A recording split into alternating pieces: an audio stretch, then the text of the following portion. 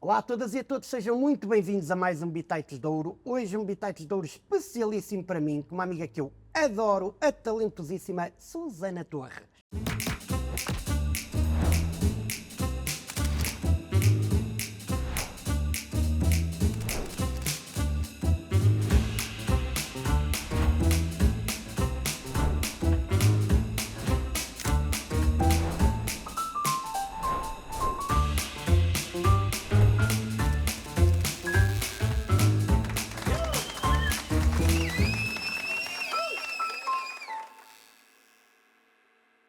Como é, meu amor? Alô, Então...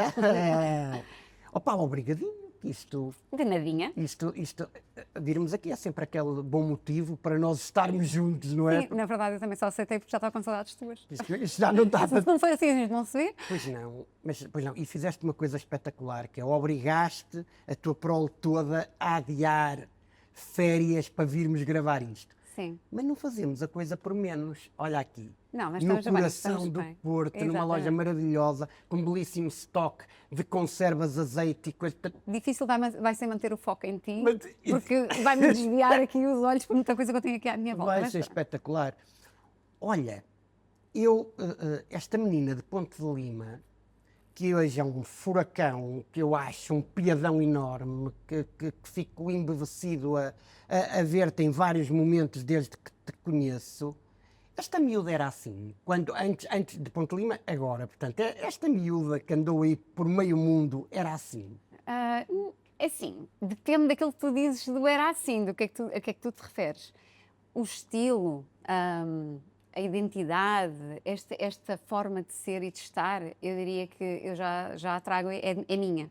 Portanto, sempre fui uma miúda que já se diferenciava um bocadinho por algumas características, como a comunicação, a vontade, a iniciativa, o fazer diferente. Pronto, estas coisas eu sempre tive desde pequenininha. Agora, claro, fui-me refinando, não é? Fui-me refinando e, acima de tudo, acho que o maior refinamento que eu tive foi em quem eu me tornei, e me quis tornar.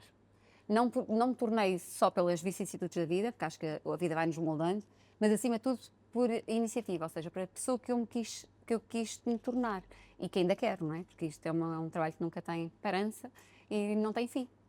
E portanto, nesse sentido, acho que fui-me moldando a uma melhor versãozinha, porque era um bocadinho nariz empinado, era um bocadinho, espingardava um bocadinho, tinha a mania que o mundo girava assim um bocadinho à minha volta. Era arrebitada, arrebitada. Eras arrebitada. Era arrebitada. A minha mãe tinha uma luta para me pôr assim um travão, porque era muito justiceira, ia assim contra e a favor de muitas causas. Portanto, era uma pessoa que não nos fez a vida fácil aos meus pais. Portanto, aí tu já podias ver que, bom, há aqui matéria-prima. E depois vais para uma área cinzenta, quer dizer, tu vais para a banca, que aquilo Pois os aprumadinhos, os coelhinhos... Mas eu fui para a banca para encontrar o meu marido, não é? Eu queria um aprumadinho. já havia uma Já havia intenção essa ali por intenção. trás, que era para encontrar o Paulinho. Eu queria um aprumadinho. Onde é que há os aprumadinhos? Na banca. Então fui para lá que era para ver se, bom, deixa-me entrar Ou era aqui banca ou nesta- seguros. Exato. Seguros ainda é mais seca Não, que seguro banca, é não é? pior. É pior. Eu achei que a banca era... Na verdade, olha, sabes o que é que eu fui para a banca? A história da banca é uma história muito pessoal. Eu vou para a banca porque a minha mãe dizia muito... eu tenho um irmão, não é? Mais velho do que eu, 3 anos. E eu ouvi muito durante a minha infância que eu era a gastadora e o meu irmão era o que poupava o dinheiro. Então a minha mãe dizia assim, tu gestoras tudo, o dinheiro na tua mão não se segura, estás sempre a gastar o dinheiro. Dava-me qualquer coisa, eu ia comprar qualquer coisa. Então esta coisa do és gastadora é uma coisa que me marcou muito no meu crescimento. Da minha mãe achar que eu era gastadora. E eu fui para a banca porque assim, eu vou ter que provar à minha mãe que eu consigo gerir dinheiro e trabalhar com dinheiro e vou aprender sobre Tu isso. já eras... É aí que se vê que é raça, que é. Tu nem vais para a banca por nada, é só para que ela perceba Isso. que se é para fazer isto, eu vou fazer bem Porque feito. não é normal uma pessoa que é gastadora Sim. depois aprender a gestão toda financeira. Não que na banca, assim, na minha altura eu também fui um bocadinho ambiciosa, porque na minha altura eu achei que eu iria aprender sobre dinheiro na banca. Na verdade, eu fui gerir o dinheiro de outras pessoas, mas deu muita aprendizagem. Deu-me, acima de tudo, muita visão sobre o que é que as pessoas fazem com o dinheiro. Então, eu vi pessoas, desde médicos a ganhar 6.000 euros e a usar o plafond da conta ordenada, até a pessoas que ganhavam ordenados mínimos e a irem construir casa já com o terreno e já com a estrutura montada. E isto não é muito compreensível, não é? Dizer assim, como é que uma pessoa que ganha tão pouco é tão orientada e uma pessoa que ganha acima da média é um estoura-vergas, não é? Sim. Pronto, isto a mim deu muitas lições, muita aprendizagem, fez com que nós, eu e depois mais tarde com o meu marido, tivéssemos uma visão muito grande de investimentos, apaixonados pelo imobiliário, que fôssemos sempre pessoas muito orientadas financeiramente e pronto, e mostrar à minha mãe que afinal de contas eu gosto de gastar dinheiro naturalmente, até porque é para isso que eu ganho, Sim. mas acima de tudo gosto de saber gerir e investir o meu dinheiro e foi uma coisa que a banca me deu, essa aprendizagem. E quando é que sentes que aquilo já não te faz sentido? Bom, isso acontece quando eu tenho mais ou menos aí os 34, 35 anos e eu começo a perceber que a minha margem de crescimento na banca não é interessante. Portanto, eu já era subdiretora no banco, eu entrei para o banco com 21 anos, não é? Portanto, bastante novinha. Já tinha alguns anos para trás de experiência profissional, porque eu comecei a trabalhar com 17, não é? Comecei a trabalhar primeiro de qualquer entrei na universidade. E depois cheguei a gerente... Era tão importante isso, não era? Desculpa estar a interromper, Não, mas isso era tão importante, não trabalhar, era? Nós termos a experiência muito mais novos. Eu comecei aos 13 e eu acho que isso, com coisas práticas, não é? E eu acho que isso é muito interessante. É interessante, no meu caso é porque eu era um bocadinho desempinado, com a mania de que já era autónoma e queria ser autónoma, queria ser independente, queria ter as minhas coisas, queria não ter que depender de pedir à minha mãe para me comprar um gelado no verão. E, portanto, sempre tive esta ideia de eu preciso fazer dinheiro, eu preciso arranjar aqui qualquer coisa. Pronto, tenho um filho que também é assim, né? Também vendo tudo, qualquer dia vende-me a mim. E está sempre a dizer, quando é que fazemos uma venda de garagem, que há aqui muita coisa que a gente não usa. Então, pronto, eu sempre fui e aprendi isto com a minha avó. Este lado eu trago da minha avó. Minha avó era uma pessoa que tinha uma horta, cultivava em excesso e ia para a praça vender. Mas ela não era trabalhadora da praça, ou seja, não tinha uma banca. E ela ia para a entrada da praça com a sua salsa, com os seus alfaces. E eu era pequenina, 10 anos, 12 anos, e a minha avó levava-me, como eu estava com a minha avó nas férias, né, levava-me com ela. Então íamos de manhã e ela na porta da praça com umas alcofas, não é, com as alfaces ali, e eu estava ali, pequenina, ao lado dela, e com uma vergonha enorme, tinha muita vergonha. Porquê? Porque eu andava num colégio, o colégio era privado, era um colégio espanhol, só tinha gente com dinheiro e com estatuto, e eu era a pessoa se calhar mais pobre e com menos estatuto daquele colégio. E claro, e as pessoas passavam na rua, porque ele era um meio que, ainda que seja em Lisboa, não é, porque eu sou de Lisboa, mas ainda assim era um meio mais ou menos pequeno, as pessoas conheciam-se. E pronto, as pessoas passavam, e quando vinha a mãe com o filho, que eu conhecia da escola, eu tinha muita vergonha, eu afastava-me sempre da minha avó, fazia de conta que não era nada comigo, estava ali e tal. Então, estás aqui? Estou, os meus pais foram ali e tal. Arranjasse uma desculpa para não ter contacto com aquilo. Mas a verdade é que aquela genica da minha avó, aquela coisa de fazer dinheiro, de vender coisas, foi uma coisa que eu absorvi e que me tornou um bocadinho... É muito giro. A minha avó materna era um mulherão. Analfabeta, não sabia ler, não sabia escrever, analfabeta, mas um mulherão, portanto, ela fazia tudo. A minha avó pintava a casa todos os anos com cal e com não sei o quê. Sim, a minha também. Ela vendia flores, a minha avó, na feira e no mercado, e para mim era giro, porquê? Porque o primeiro carro que eu tive foi um Mercedes, que era o carro de mão, né? Era o carro de mão da minha avó. E a minha avó ia para o campo e eu dizia, queres levar Mercedes? Então eu ia todo importante a conduzir o carro de mão, estás a ver, onde ela trazia umas coisas, umas alfaiazitas e umas coisas. Opa, e eu tenho memória, e isso é muito giro que estás a dizer, porque era... E acho isso muito giro, porque falta isso hoje, não é? Era isso que eu ia dizer, tiraste umas palavras da boca. É que eu acho que as nossas experiências da nossa geração mudaram-nos muito. Mudaram-nos com características que hoje em dia os nossos filhos já não têm, porque eles não estão expostos a esses ambientes, não é? E é uma pena. Claro, estão expostos a outros e se calhar até mais adaptados ao futuro que eles onde eles vão estar, onde eles vão viver. Mas falta um bocadinho isto, não é? Eu tento incutir tudo aos meus filhos e mostrar-lhes estas coisas e contar-lhes estas peripécias e estas histórias, mas não é a mesma coisa do que vivê-las. E eu tive uma infância muito, muito feliz, não é? Muito rica, com muita coisa, muita diversidade, muitos sítios, viajei muito. Então, tive de tudo, basicamente. E de tudo, desde a parte mais, como é que eu ia dizer, desde o contacto com a parte mais pobre e menos instruída, até ao contacto com a parte mais abastada e mais instruída. Portanto, tudo fazia parte do meu dia-a-dia. Porque eu estava num colégio e depois a casa da minha avó, ou lá tinha um bairro, não é? Daqueles bairros clandestinos, não é? Ai, que ainda agora.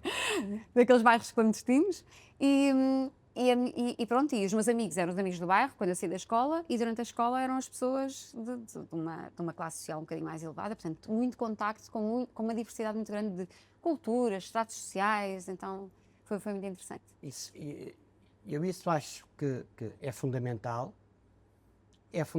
e mais do que fundamental é o que nos enriquece e dá amplitude na vida, é sermos filé mignon e porco no espeto e estar tudo bem, com o mesmo grau de respeito, Exatamente. de carinho, de entrega, de partilha, e eu acho que isso me faz todo sentido.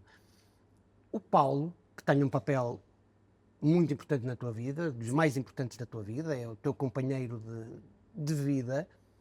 É a segunda pessoa mais importante da minha vida. Aparentemente é muito diferente de ti. É. Mas nós não temos muito aquela ideia, acho eu, de que os opostos se atraem. Não. Naquilo que é fundamental, por incrível que pareça, está tudo alinhado. Está tudo alinhado. Aliás, os opostos não se atraem. Quem se atrai são os dispostos, não são os opostos. Porque os opostos é só até aquilo dar chatice, digamos assim.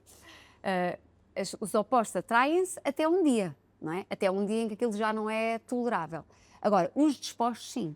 E eu e o Paulo, aquilo que nós fazemos com a nossa relação, e sempre fizemos, até hoje, estamos casados há 20 e uns quantos, não sei, 20, 21, pai. Ele sabe melhor datas do que eu, sou um bocadinho distraída com essas coisas. Mas aquilo que nós fizemos foi estar disponíveis um para o outro. E cada vez estamos mais, o que é interessante. Porque eu nunca me senti tão próxima do Paulo como me sinto hoje ao fim de 20 anos. Nunca senti que a nossa relação fosse tão bem construída como é hoje ao fim de 20 anos. E, portanto, acredito que tudo aquilo que nós fazemos fora da relação, no nosso trabalho, na nossa vida, transportamos também para dentro da relação. Os princípios, os processos, que é construir algo que vale a pena ter. E nós construímos uma relação assim. No início também tivemos as nossas chatices. Uma vez decidimos que se calhar não era boa ideia continuarmos casados já com 3 filhos e separámos durante 6 meses para experimentar, para ver, deixa cá ver se isto é melhor separados. E achámos que não. Que afinal não fazia grande sentido. Então durante 6 meses vivemos numa casa a 800 metros quadrados, a 800 metros uma da outra, para ver, não é? Porque passámos ali uma fase em que já desacreditámos na relação. Portanto, tivemos estas experiências todas e fomos percebendo quais são os caminhos a não seguir e quais são os caminhos que valem a pena. E fomos construindo isto. Portanto, eu hoje olho para a minha relação e vejo que foi uma relação construída desde o início e continua a ser construída hoje em dia. E pronto, e o Paulo, de facto, é a segunda pessoa mais importante da minha vida. E a primeira sou eu, naturalmente, não é? Sim. E depois vêm os meus filhos. E às vezes as pessoas não percebem esta hierarquia. Mas a verdade é que eu acredito que porque é que eu sou a pessoa mais importante da minha vida? Porque essa é a minha responsabilidade. Eu vim aqui a este mundo para cuidar de mim em primeiro lugar e para servir os outros em segundo lugar. Então, eu só consigo servir bem o Paulo, a minha família e todas as pessoas que eu sirvo se eu realmente for uma pessoa cuidada. Não é? Uma pessoa com a cabeça no sítio, com boas intenções, bem trabalhada, emocionalmente estável. Portanto, eu tenho essa obrigação de cuidar de mim para dar aos outros o melhor de mim. Depois, o Paulo, porque é que ele é a segunda pessoa? Porque foi ele que me permitiu ter tudo o que eu tenho. Portanto, eu não teria os meus filhos sem o Paulo, não teria a vida que eu tenho sem o Paulo. E, portanto, isto é uma construção dos dois. E ele é muito importante porque 50% disto é responsabilidade dele. Ele é o início da família que tu escolhes. Exatamente. E, portanto, eu devo-lhe isso. Não é? Eu não o teria se não fosse ele. E vou-lhe dever para o resto da vida. Claro que eu não consigo garantir que nós vamos ficar juntos o resto da vida, mas existe uma forte probabilidade que isso aconteça. E a acontecer, os meus filhos vão ter a vida deles, vão construir a família deles e gostar como eu gosto hoje da minha. E nessa altura, como tu sabes, não é? Eles chegam aqui, estamos nessa fase, não é? Chegam aqui aos 18 anos, põem-se a andar para a universidade e da universidade nunca mais os apanhamos em casa, porque depois eles chegam à vida deles e nós incentivamos a que isso seja assim. Vais ter uma espécie de desmame, como são 3, Exatamente. percebes que vais conseguindo. É por fases. Olha, foi um, mas não. Ui, agora no ano a seguir vai outro. E depois vai outro. Pronto. Isto vai assim, eu vou-me habituando. É para a coisa ser um bocadinho mais sólida. Eu tenho um, já foste. Já foste. Eu estou em contagem decrescente para os dias, estás a ver? Exatamente. Mas também só apanhas a coisa uma vez. Também eu sou fim triplicado. Mas a questão é que depois quem é que fica? Fica eu e o Paulo, não é? Como ficas tu e a Ana. Sim. E depois nós vamos ter que nos aturar um ao outro, que nos compreender um ao outro, vamos passar a maior parte do tempo sem o foco nos miúdos, porque eles estão lá na vida deles, o foco um no outro, a continuar a construir coisas em conjunto que façam sentido para a idade que entretanto vamos tendo. Então, cada vez mais nós temos que pensar um no outro. E quando eu for mais velhinha e for mais chatinha e não houver paciência para mim, não é? Quando as pessoas nos começam a descartar porque já não têm paciência para nós, quem é que está ao meu lado? O meu marido. Então nós temos mesmo que cuidar um do outro. Sabes que este ano faz 20 anos que a Ana está comigo. Exato. Portanto, Tu vais tanto. Não. Eu estou, mas eu tiro-lhe o chapéu. Dela Deve conseguir ser por estar. ela ser psicóloga, uma coisa. Ela tem Ela competência. ter tido, primeiro, a disponibilidade para e, segundo, querer. Que até hoje eu não compreendo. Mas estamos há 20 anos juntos. E cada vez mais o longo prazo me parece bem e bonito. Sim, e faz sentido. Olha, eu às vezes penso assim, olha a trabalheira que era, eu agora ter que ir conhecer outra pessoa, não é? Já com uma vida de 40 ou 40 e tal anos, ou 50, toda essa construção da pessoa que ela hoje é, foi construída ao longo desse tempo todo, ter que ir descobrir isso tudo, conhecer isso tudo, claro que o início vai ser incrível, mas depois, mais tarde, quando as coisas começarem a revelar... E não é o Paulinho, não é o meu Paulinho, não está, tu podes e corre e salta. E não é o meu Paulinho, não dá, não Além dá. disso, o Paulinho tem uma coisa incrível é que ele faz massagens todas as noites, eu não posso abdicar disso. Todas as noites ele mete a mãozinha no ombro e ele via as dores aqui no ombro, atenção, eu não posso abdicar disso. A minha sorte é que a minha mulher trabalha muito, portanto vai demorar muito a ver este episódio e, portanto, eu não sei se percebes, acabaste de destruir 50% Das relações. Pá, Sim. mas o meu marido, olha, tu olhas e não parece. Não, Porque ele parece uma pessoa séria. Sabendo E nada assim, do pouco Paulinho, dada- eu agora fiquei com vontade de ser eu a ir atrás dele, percebes? E ser uma segunda oportunidade na vida do meu Paulinho, que é Vai fazer que. isso. Ele também diz, também não vai ser o único, ele diz um dia que eu te trocar, vai ser por várias, não vai ser por uma. Eu compreendo. Eu compreendo, porque na verdade é preciso várias para Para chegar alcançar ao o alcançar. nível. Isso também é verdade. Exatamente. Isso também é verdade. Mas vai que ele tem espaço para ti. Pode ser. Pode ser que- Pode ser que eu Sabes me que safe nessa chegas a altura. uma certa idade e tu já queres experimentar coisas diferentes. Pode ser que eu me safe nessa altura e o Paulinho, para mim, é sempre das melhores opções. Massagens, podes contar com isso. E ele é um gajo incrível. É. E ele é um gajo incrível. E é muito incrível como é que as pessoas, toda a gente o acha incrível, não é? Porque ele é realmente, não é? Vai de certo. Não, tu sabes, eu conheci primeiro o Paulo, conheci a ti. Nós fizemos uma formação em conjunto e eu fiquei completamente fascinado por ele.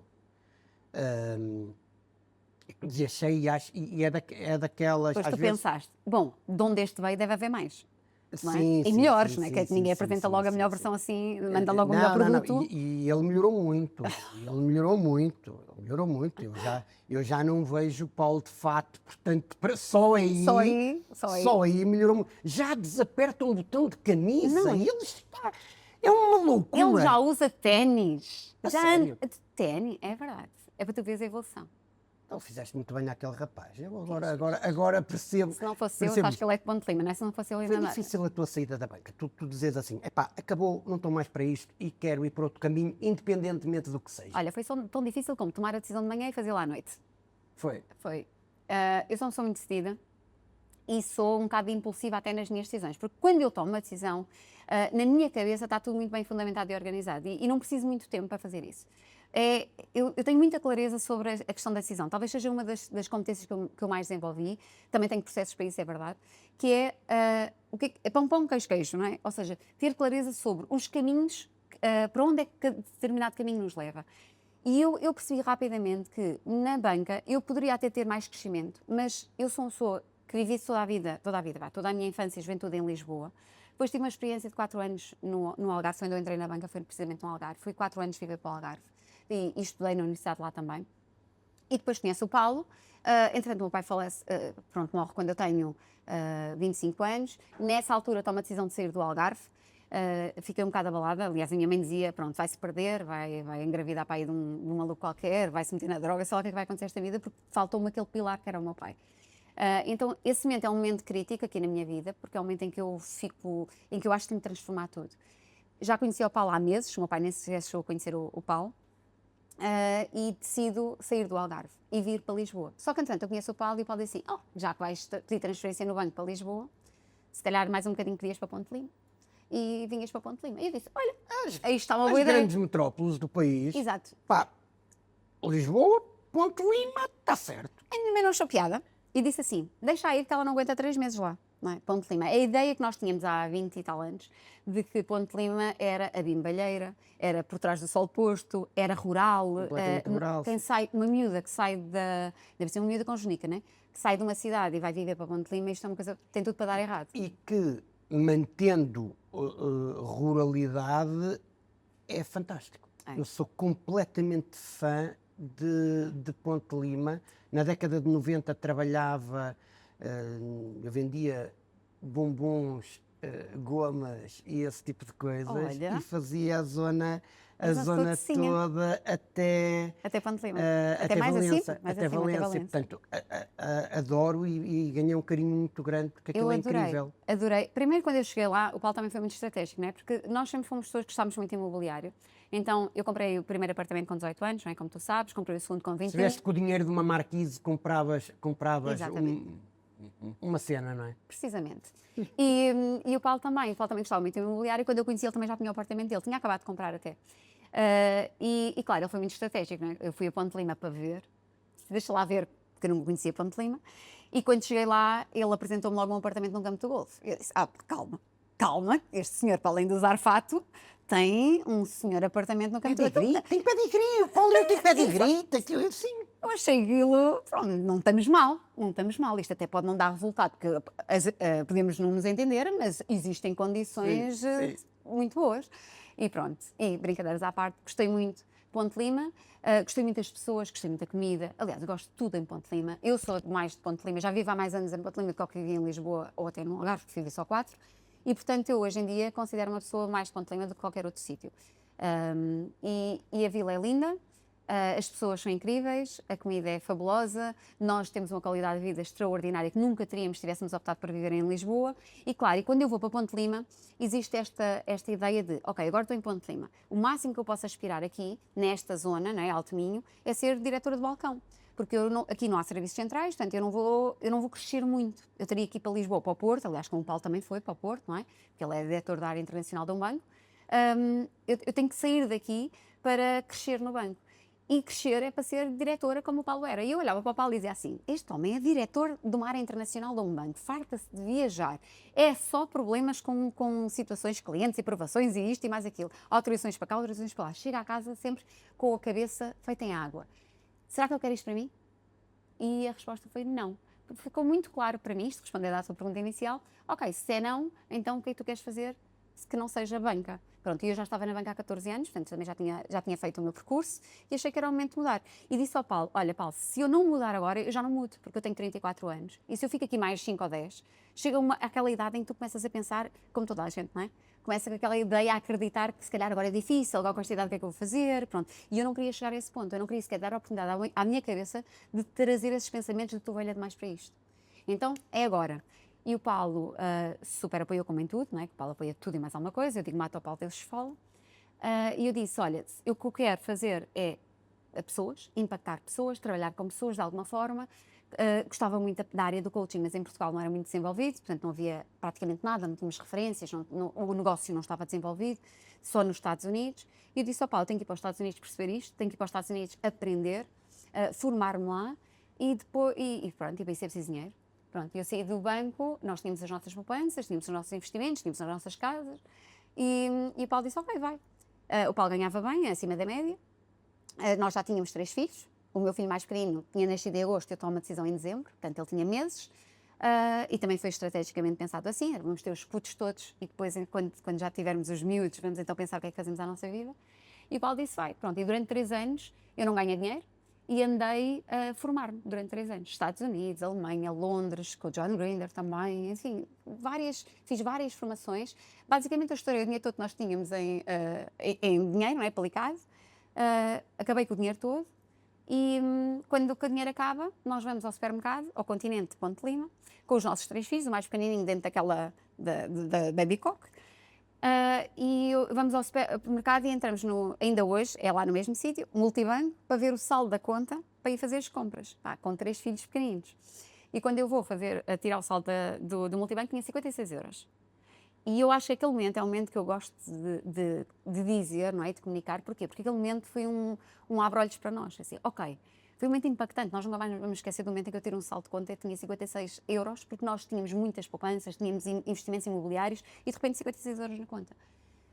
E não porque a gente tivesse estourado o dinheiro, mas porque eu investi tudo em formação, tudo em desenvolvimento de competências e foi só para mim. Então o meu nível de responsabilidade naquele momento foi, ok, eu investi tudo em mim, eu agora tenho que servir a minha família. De alguma forma eu vou ter que agora fazer o retorno disto tudo.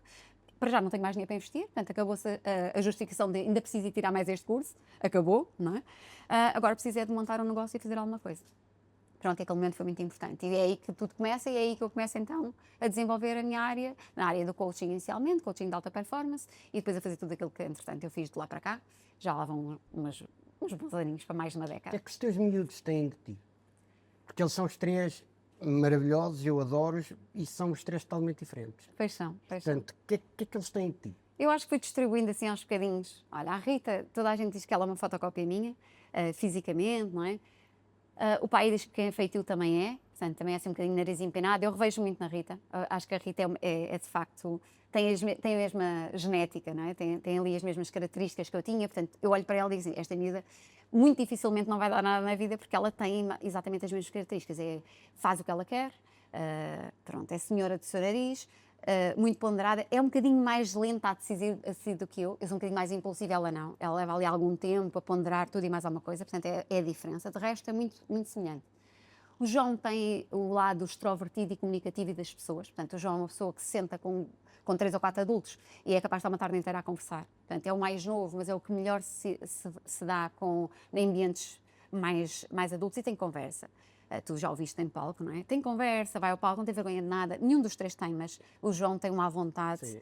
para comunicar incrível. O Francisco é o homem do planeamento, da visão, é da estratégia, é o mais ponderado de todos, o mais sério de todos. É o mais pai. É o mais pai. Sim. Mas ainda assim, eu acho que era só que o Francisco, pronto, ele agora comprou uma casa, não é? Porque nós comprámos casas muito novos. E claro, e fomos incutindo isto dos miúdos. Então, tu quando tiveres 18 anos, primeira coisa a fazer, comprar uma casa, aluga a casa, quando chegares aos 30 está pago. E eles foram vivendo sempre com esta história e a ouvir-nos contar estas histórias, então, pronto, 18 anos, ele faz os 18 anos, pumba, faz a escritura da casa. E agora está naquela fase de mobilar e de comprar as suas coisinhas para a casa e depois, eu vejo-me a mim. Assim, exatamente igual. E às vezes quando eu lhe dou uma opinião, ele diz, eu estava mesmo a pensar nisso, nós pensamos mesmo igual, mãe. Então pronto, talvez ele tenha este gosto de criar e de construir como eu tenho. É uma pessoa muito ligada ao imobiliário, Francisco, portanto não sei o que ele vai fazer de futuro. Também é muito ligada à parte da inteligência artificial e das automações, ele faz isso tudo na nossa empresa.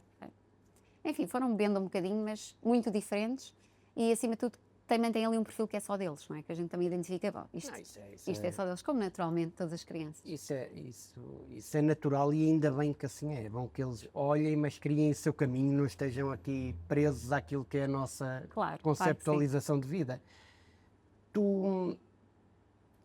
A comunicação é mesmo importante, não é? Eu costumo dizer que é a mãe de todas as competências. E hoje em dia, então, com desinformações, com uma série... esta importância assume proporções que nós não tínhamos nas últimas décadas, não achas? Sim. Eu sempre defendi esta ideia de que se há competência que nós devemos desenvolver e que deveria ser ensinada nas escolas logo na primária, logo muito cedo, é precisamente a competência da comunicação. Porque é a competência que tu vais necessitar para fazer tudo na tua vida. Para ter uma relação saudável, para comunicar com os teus filhos e entender as fases em que eles passam, as diversas fases, para conseguir liderar processos, todos os processos, não é? As equipas, as empresas, os negócios, um processo de venda, tu vais precisar de comunicar muito bem. E, na verdade, as pessoas que comunicam bem, elas safam sempre melhor do que todas as outras que têm dificuldade. Às vezes tens pessoas brilhantes, mas que não conseguem transmitir a sua ideia aos outros. Tens pessoas brilhantes, mas que não se conseguem vender aos outros. Tens pessoas brilhantes e não conseguem vender um produto e um serviço, não entendem muito sobre isso. Tens pessoas brilhantes, mas estão confinadas ou destinadas a estar atrás de um computador, porque aquilo que elas fazem nunca conseguem explicar de forma a que os outros entendam, embora sejam perfeitas e espetaculares a fazer. Então, a comunicação é o diferencial que faz com que tu possas, efetivamente, mostrar-te ao mundo, tu e tudo aquilo que tu queres mostrar. E, na verdade, nós somos seres, não é? Que precisamos de interação, cada vez mais. E tu vais ver que com esta história do desenvolvimento da inteligência artificial, o que nós vamos ter saudades é precisamente a interação humana. Portanto, daqui a uns aninhos, vamos começar a precisar novamente disso. A sentir, um bocadinho o efeito do Covid, sabes? Quando a gente estava enclausurado e depois só queria era gente. Sim. Tipo, ir beber um café, Tudo uma esplanada, era uma coisa incrível. E sair e jantar fora, falar com pessoas, porque estávamos confinados. Então, a inteligência artificial vai trazer um bocadinho esse efeito também. E aí a comunicação também vai ser fundamental. E se tu reparares, agora falando de inteligência artificial, a única diferença que existe entre tu conseguires tirar partido da inteligência artificial ou não, teres conseguido ter resultado do uso da inteligência artificial ou não, é uma única coisa: a forma como tu comunicas com a inteligência artificial. Portanto, até nesta relação com o artificial, não é, com a inteligência artificial, que é aquilo que veio para ficar e que nos vai transformar, não é? Vai transformar a forma como nós vivemos, vai transformar a forma como nós trabalhamos, enfim, vai transformar tudo. O diferencial, aquilo que nos conecta com isso, é precisamente a comunicação. Portanto, quem tem bons resultados com a inteligência artificial é quem sabe comunicar com os modelos de LLM, quem não tem é quem não sabe comunicar com as inteligências artificiais, ou quem comunica mal. Então, também aí é muito importante. E quem não sabe comunicar com os humanos vai transportar essa forma de comunicar para a inteligência artificial. Vou dar um exemplo. Às vezes, tu dizes assim: oh Ana, não te importas de ir lá acima? Pronto, este não é um bom exemplo, porque a Ana sabe certamente onde é que está tudo, não é? Na tua casa. Sim. Mas tu dizes a alguém: olha, vai ali ao armazém buscar-me não sei o quê. E a pessoa, imagina que é um estagiário, acabou de entrar na empresa, vai ao armazém, vê um armazém gigante, não é? Coisas por todo lado, e assim, e onde é que está aquele que me pediram para encontrar agora aqui? Vai começar à procura. Ao fim de quanto tempo é que tu achas que ele aparece com a coisa? Não é? Tu lhe pediste. Pode nunca aparecer. Pode até nunca Se o aparecer. armazém for muito grande, perdemos-lo. Perdemos-lo, fica para lá, nunca mais volta, desiste, vai embora, diz que não é o sítio para ele trabalhar. Agora, se lhe disseres assim: olha, fulano, vai ao armazém, no segundo corredor, prateleira X, ao lado de uma caixa amarela, tens lá uma caixa azul, dentro da caixa azul tens isto, traz-me, se faz favor. Quanto tempo é que tu achas que ele vai ir buscar? Então, o que é que acontece hoje em dia nas empresas, não é? E tu sabes que trabalhas nas empresas também, que o grande desafio das empresas é precisamente a comunicação. É que nós não somos o suficientemente específicos na forma como comunicamos. Nós partimos do princípio que o outro sabe, ou que o outro devia de adivinhar, ou que o outro há de ter competência para. E não detalhamos as coisas, portanto, não falamos de forma simples, prática, eficaz, eficiente, para permitir que o outro faça o seu trabalho da melhor forma possível.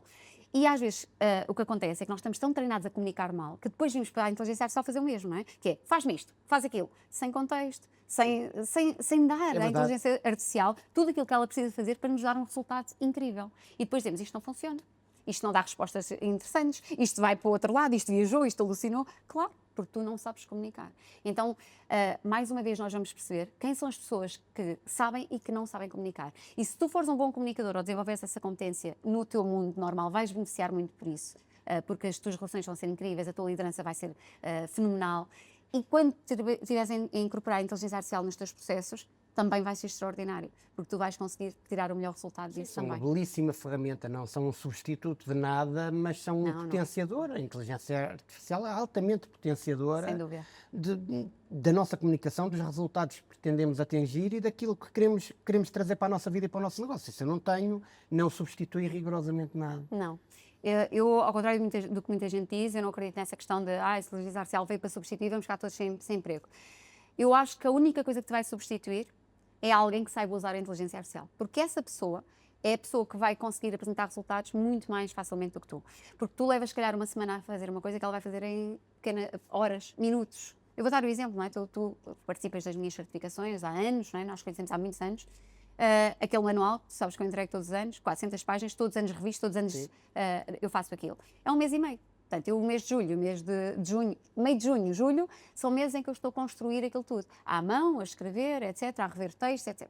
Sabemos que dali há uma outra pessoa que olha para aquilo, mas chega ali, aquilo são 400 páginas, chega ali à página número 100 e já não vê nada, não é? Então o que é que acontece com o resultado final? Fica o manual, fica incrível, ninguém dá um manual como aquele, é certo, mas tu vais encontrar uma vírgula fora de sítio, um acento ao contrário, tu vais encontrar coisas que eu escrevi e aquilo não é propriamente uma obra literária com revisão, claro. Não é? E depois há pessoas como tu e como outras pessoas que trabalham comigo há muito tempo e que me conhecem muito bem e que me ajudam, que vão dizer: olha, Sana, aqui no manual está aqui um erro, olha, aqui tens um parágrafo duplicado, olha, pronto. E eu penso assim, um mês e meio fazer aquilo e ainda assim isto tem um problema. Hoje em dia eu vou fazer o manual numa semana, não é? Com a ajuda da inteligência artificial, não porque a inteligência artificial vai criar o manual, mas porque eu vou dizer à inteligência artificial, vou-lhe entregar os meus conteúdos e dizer como é que eu os quero apresentar. E ela vai construir. Portanto, essa coisa de escrever eu já não tenho, já não preciso fazer. Portanto, repara, uma semana versus um mês e meio, olha o tempo que eu ganhei de férias, claro. Não é? Portanto, eu nunca mais me vejo, agora só daqui a um mês e meio. Claro. Eu agora vou e só volto daqui a um mês e meio. Vais daqui a pouco. Exato, é já daqui a umas horitas. Hoje em dia, com tanta coisa e com tanta vida, O que é que te deixa feliz hoje, assim, dizes, pá, hoje isto é mesmo um dia feliz, o que é que te deixa feliz hoje? Olha, pequenas coisas como esta, por exemplo. Estar aqui é uma coisa que me deixa. Aliás, tu deves perceber até pelo meu entusiasmo, não é? Porque eu gosto muito de estar com pessoas. Acho que das coisas que mais felicidade me traz são boas conversas, boa companhia, boa energia, momentos que eu digo assim, valeu a pena, não tive a desperdiçar tempo. Talvez as coisas que me deixam mais frustrada na vida é sentir que desperdicei tempo. Que estive num sítio onde não era para estar, dediquei tempo a quem não era para dedicar, tive conversas que não acrescentaram absolutamente nada, envolvi-me em situações que não devia ter envolvido. Isso são as coisas que mais me causam depois, me ficam aqui a martelar na cabeça, a dizer assim, se calhar este momento, pá, que infeliz tu foste neste momento, não é? Para quê? Agora, quando as coisas são agradáveis, desde as pequeninas coisas como esta conversa, até às grandes coisas como ver um filho a comprar uma casa, ou faturar não sei quantos milhões, ou comprar uma casa no Dubai, ou estas coisas que são mais materiais e que são mais, tu sentes, pá, eu estou a fazer um grande trabalho, não é? Porque eu estou a conseguir chegar a uma coisa que antes foi um sonho, antes era só uma ideia, não é? Que nem sequer sabia se era possível para mim. Então, eu vivo tudo, porque eu vivo muito o momento. E tudo me alimenta, tudo me alimenta. E eu gosto muito de fazer as transições, não é? Agora vou sair daqui, quando eu sair daqui vou entrar no carro, quando eu entrar no carro é aquela reflexão de valeu a pena, valeu, Ok. menos Agora, feliz. siga e férias. E agora entramos noutra, e que também tem que ser feliz. E desfrutar de férias. Há alguma cena muito maluca que ainda te apeteça fazer? Eu nunca fui de fazer cenas malucas. Quer dizer, se calhar para algumas pessoas acham que as coisas são malucas, não é? Mas eu, coisas doidas mesmo, assim, arriscadas, eu nunca fui uma pessoa de fazer coisas malucas. Embora as pessoas que estão à minha volta acham que as coisas que eu faço são de uma pessoa que não tem muito juízo na cabeça. Por exemplo, não é? E se calhar tu também já me disseste aí umas, isto é uma doideira, não é? Por exemplo, no dia que eu decidi que havia de fazer um Altice Arena, não é? Cheguei ao Pedro Paulo e disse assim, olha, estive aqui a pensar e se calhar era interessante nós fazermos um Altice Arena. Que isto foi uma ideia que foi surgindo, na verdade não fui eu que tive a ideia. Não é? Pessoas à minha volta disseram, um dia ainda faz um Altice Arena, mandam aquelas coisas, não é? Aquilo vai ficando e há um dia que eu penso, desculpa, há um dia que eu penso sobre o assunto. Então, houve um dia que eu pensei sobre o assunto, cheguei ao Pedro Paulo assim, estava aqui a pensar, acho que vamos fazer um Altice Arena. E o Paulo diz-me assim, e tu sabes quanto é que custa, o que é que isso implica, tens noção, sequer se isso é possível, como é que a gente enche? Ele faz logo uma carrada de perguntas, porque ele é o homem do planeamento, não é? Então mete-me logo uma série de dificuldades em cima da mesa. É hábito do Paulo, não é? Complicar-me a vida. E eu digo assim, olha, eu por acaso eu não tenho resposta para nada disso, porque eu não sei, não é? Porque eu nunca fiz, mas eu tenho um amigo meu que sabe, e tu também sabes quem é. Então nós fomos ter com esse nosso amigo, que é o Tony Carreiro, fomos a Lisboa um dia, fomos um bate e volta, fomos a Lisboa e voltámos, e eu disse, Tony, tenho que falar contigo porque tenho aqui uma ideia, que lá está, uma ideia maluca, não é? Toda a gente diz, ela não está boa da cabeça. E acho que era uma ideia que eu gostava da tua ajuda, porque eu quero que tu estás habituado a fazer, e portanto, fomos à casa do Tony, e o Tony sentou-se connosco, e eu disse, olha, tenho esta ideia. E o Tony, curiosamente, em vez de dizer assim, estás um bocadinho doidinha da cabeça tu, não? Estás a sonhar um bocadinho alto. Não, ele disse assim, ai, bom, então vais ser minha colega. Foi a resposta do Tony. E eu assim, tua colega mais ou menos, não é? Porque eu não canto. Mas sim, para fazer um espetáculo, a ideia é essa. E ele disse, ok, então eu vou-te dizer exatamente o que é que tu tens de fazer. Pá, e ali em meia hora, ele traçou-me o plano todo. Disse, olha, vais precisar disto, vais precisar daquilo, vais dizer, vai-te custar isto, conta com isto, conta com aquilo. Ele traçou a estratégia toda. E eu olhei para aquilo, claro que o que ele me disse, eu não gostei, não é? Porque ele disse-me logo, preparei... Não achaste muito simpático, não é? Ele disse logo, preparei 300, 400 mil euros. E assim, ok, pronto. O Paulo engoliu logo em seco. Disse assim, está doida, completamente doida da cabeça. Vais precisar de uma equipa, vai-te sentir qualquer coisa de pessoas, vais precisar disto, vais precisar daquilo, vais ter que alimentar as pessoas todas durante 3 dias, vais ter que... E eu, aquilo era só, sempre a somar, sempre a dificultar, sempre a crescer. Mas eu, com aquele ar de quem, não, tranquilo, nós vamos conseguir fazer isso. E no final ele diz-me assim, pronto, eu precisaste, estou aqui para te ajudar. E eu achei aquilo incrível, não é? Até porque o Tony é uma pessoa que a gente carrega no coração, é um grande amigo nosso, e eu vim lá, toda entusiasmada, não é? Nós entramos no carro, eu e o Paulo diz assim, pronto, já esqueceste a ideia, não já? Eu esqueci a ideia, então agora eu tenho o plano, vou fazer a ideia. Agora tenho o agora plano não sei como e fazer. O Tony, agora tenho o plano e o Tony, e és tu que me vais dizer que não vou. Não, e o Tony ainda acrescenta, porque o Tony, ele deve ter olhado para mim e disse assim, ela é meio doida da cabeça, mas ela vai fazer isto. É porque os doidos fazem as coisas, não é? Os doidos lançam-se. Ele assim, ela vai fazer isto. E o Tony diz uma coisa, vais ter uma dificuldade, que é encontrar data num fim de semana no Altice Arena, porque isto só tens data para 2025, estávamos nós em 2022.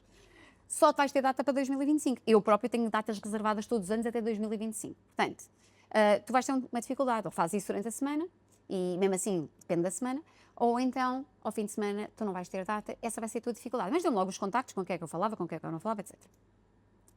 E eu disse assim, pois, mas isto era importante ser um sábado, porque nós trazemos pessoas até internacionalmente, que vêm de outros lados e vêm do país todo, aliás, como ele, não é? E ele diz assim, pronto, então, espera aí, deixa-me cá olhar, vai ao calendário, eu vou-te dar a data. E dá-me a data dele. E diz assim, pronto, eu vou dispensar, olha, não vou fazer concerto neste dia, chama a manager dele, que infelizmente já não está entre nós, a Cristina, que tu conheces também, chama a Cristina, Cristina, anda cá, olha, esta data que nós temos aqui marcada para concerto, eu nem sabia se havia de dar isto ao Micael, se havia de dar isto ao David, se ficava para mim, esquece, olha, isto vai para a Susana. E aquela data é transferida para nós. Portanto, eu saio de lá com uma data Fechada. fechada. E agora vai buscar 400 mil euros, não é? Agora arranja-te. E nós somos pessoas que nunca pedimos nada a ninguém, não é? Pedimos ajuda a muita gente, mas dinheiro é uma coisa que eu nunca pedi a ninguém. E dificilmente à banca também. Portanto, então o que é que a gente faz? Temos que fazer este dinheiro, porque eu não vou pedir nada a ninguém, nem vou pedir patrocínios. Quando digo não pedir nada a ninguém, é também não vou pedir patrocínios. E pedimos para o Altice Arena, o Altice Arena, e muitas marcas têm interesse. Mas é zero patrocínio. Eu tive zero patrocínio nos 2 Altices que eu fiz, porque eu não só fico contente de fazer o primeiro, como disse assim, sabes aquela ideia de, isto foi sorte? Não é? É uma coisa que eu ouço muitas vezes com muitos resultados que nós alcançamos. Isto se calhar foi sorte. Eu disse, só para deixar claro que não foi sorte, vamos fazer o segundo no ano a seguir. Então eu acabo o primeiro e olho para aquilo tudo, aliás tu sabes, também estavas lá, olho para aquilo tudo e digo assim, bom, acho que isto correu bem, mas acho que nós conseguimos fazer melhor. Portanto, ligo ao Tony, Tony, não me arranjas uma data para 2022, 2023, porque eu acho que vou querer repetir. Pronto. E o Tony também me avisou. O Tony esteve lá comigo no camarim no dia do evento, ele foi inclusive ao palco, e ele diz-me assim, Susana, sabes qual é o problema de fazer um Altice? Vais apanhar o gosto e depois não vais querer ficar por aqui. Pronto. E depois de fazer um Altice, já não te vais contentar com fazer coisas pequeninas, porque quem faz um Altice depois é difícil fazer outras coisas. E ele tinha toda a razão. Inclusive deu-me ali conselhos, ele disse-me assim, hoje vou ser eu o teu coach. E deu-me ali muitos conselhos de palco, de interação com o público. Já viste, ele também vem de uma área onde o descrédito às vezes era muito grande. Sim, sim, e ele sim. é um homem de um arrojo incrível, de uma visão e de uma estratégia fenomenal, e ele não está onde está a troco de nada, e aquilo que apresenta é um trabalho de um profissionalismo incrível. O Tony reúne ali duas características que eu acho que são incríveis nas pessoas. A primeira é que ela é uma pessoa extraordinária. Enquanto pessoa, é uma pessoa extraordinária. Nós temos um carinho muito grande por ele. Olha, disse a mesma coisa que tu disseste no início deste podcast, que é, eu conheci primeiro o Paulo e, portanto, o meu amigo é o Paulo. Tu é pronto, vieste por arrasto, mas o carinho que ele tem é pelo Paulo, não é por mim. Ele já disse isto, inclusive, num podcast. Pronto, ele brinca com estas coisas, eu sei que ele também tem muito carinho por mim, mas realmente o Paulo é confirmando esta ideia que as pessoas realmente o adoram. E o Tony tem uma característica, é que ele é mesmo uma pessoa extraordinária. É boa pessoa, é uma pessoa que tu podes confiar, é uma pessoa, daquelas pessoas que tu sentas completamente à vontade, uma tarde inteira de conversa, com uma garrafa de água à frente. É uma pessoa incrível. E depois é um excelente profissional, portanto, ele sabe muito bem o que é que ele quer. E sabe coisas que a maior parte das pessoas até que o acompanham. Hoje em dia tem equipas muito maduras, não é? Estão há muitos anos com ele. Mas eu acredito que muitas das vezes ele lidou com pessoas, e ainda hoje lida com pessoas, que não têm a visão dele. Portanto, ele é uma pessoa que eu olho para ele e penso assim, desde muito novo, no momento em que ele se alinhou e percebeu o que é que ele queria fazer, ele soube sempre muito mais do que todas as pessoas à volta dele. Sempre soube muito mais o destino, o que é que ele queria fazer, como é que ele queria fazer. Eu já ouvi, inclusive, em ensaios gerais, antes de espetáculos, e isto percebe-se, não é? Na cabeça dele está tudo claro. E, portanto, às vezes o nosso desafio, o desafio dos líderes é como é que nós movemos a equipa, não é? Para a nossa ideia. E, portanto, é uma pessoa muito boa profissionalmente, muito boa pessoalmente, e isso é raro, encontrar essas duas coisas, às vezes, nas pessoas. Olha, eu acho isto maravilhoso, estou mega feliz, estou sempre atento aos teus projetos, sempre a dar-te feedback, quando posso e vejo, vou dizendo. Tu és aquela pessoa que, no final de qualquer coisa que eu faço, e da qual tu participas e que tens contacto, e são muitas, tu mandas uma mensagem no dia a seguir, não esperas 24 horas, no dia a seguir está uma mensagem a dizer, bom, já sei que ainda estás a descansar, mas aqui vai o meu feedback, e vem um relamboio, uma mensagem gigante, escrita com todos os pontinhos de tudo aquilo que eu posso melhorar. E, portanto, tu tens sido uma pessoa muito responsável pela nossa melhoria contínua. Pelo quanto nós, e a certificação é um bom exemplo, não é, que já fazemos há 10 anos, quanto nós conseguimos melhorar as coisas de ano para ano, precisamente com contribuições como a tua, porque tu és a pessoa que não falha, não é? Às vezes eu tenho feedback de um, às vezes tenho feedback do outro, coisas soltas, mas tu és aquela pessoa que faz questão de mandar aquele texto com tudo aquilo que eu posso melhorar. Pois, porque isto chama-se atenção e amor, quer dizer, Sim. eu fico feliz quando vocês estão a servir bem, a servir melhor e a fazer e sou assim em todas as áreas da minha vida. E, portanto, eu sinto-me na obrigação, ainda por cima porque tenho experiência em algumas Certo. das áreas que estão, e mesmo quando foi do altíssimo ponto de vista técnico, havia coisas que eu estava a observar, estava a Sim, ver, sim, distribuição de som, uma série de coisas. Portanto, eu quando dou esse feedback é porque é a forma mais honesta que eu tenho de dizer, e se ainda tiver isto, a coisa a seguir vai ser para lá de incrível. E nós procuramos muito isso, não é? Nós procuramos sempre, quando fazemos uma coisa, isto é uma característica minha também, que é, eu acabo uma coisa, ela ainda está às vezes a acontecer e eu já estou a ver como é que eu vou melhorar a seguir. As pessoas dizem, pô, você ainda nem estás a usufruir disto, isto é uma característica que eu acho que tu tens um amigo que também tem, não é? Que acaba, e no minuto a seguir já está a pensar na próxima e nem usufrui das vitórias e das conquistas, etc. Deve ter 30 segundos. Temos aí um amigo comum que 30 tem esta segundos de característica. pavio de satisfação. Sim, é aquele momento do charuto. É o momento do Momento do charuto. charuto. Enquanto durar o charuto, a gente festeja, acabou o charuto, pronto. A seguir já estamos focados no próximo. E eu também sou um bocadinho assim, que é, eu estou a fazer as coisas e já estou a tomar notas do que é que eu posso melhorar. Então é uma análise que eu faço, é como se eu tivesse aqui outra Susana que está a analisar o que a Susana está a fazer e já está a registar. Pronto, e o feedback, por isso eu gosto muito de feedback.